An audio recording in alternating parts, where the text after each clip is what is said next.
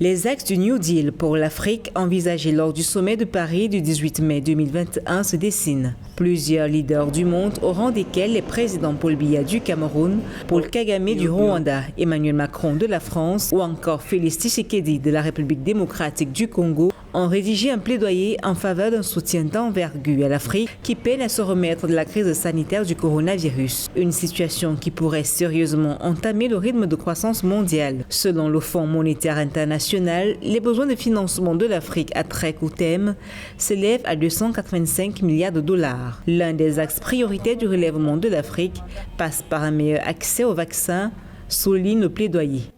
La vaccination représente à l'heure actuelle la politique économique la plus importante au niveau mondial. Ses avantages se mesurant en milliers de milliards d'euros, son coût en milliards. C'est l'investissement le plus productif à court terme. Nous devons donc mobiliser les instruments financiers innovants pour accroître le financement de l'accélérateur ACT afin d'atteindre l'objectif de couverture vaccinale de l'Afrique fixé à 60 voire 70% par les centres africains de prévention et de contrôle des maladies.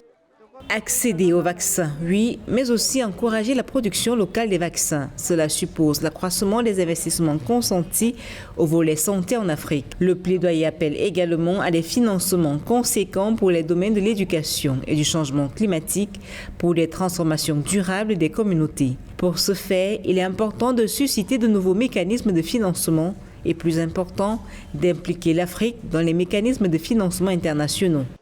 Les solutions financières, elles sont toujours win-win. Ceux qui les proposent savent exactement ce qu'ils veulent gagner. Ceux qui les acceptent doivent savoir exactement pour quelles raisons ils veulent accéder à ces mécanismes de financement.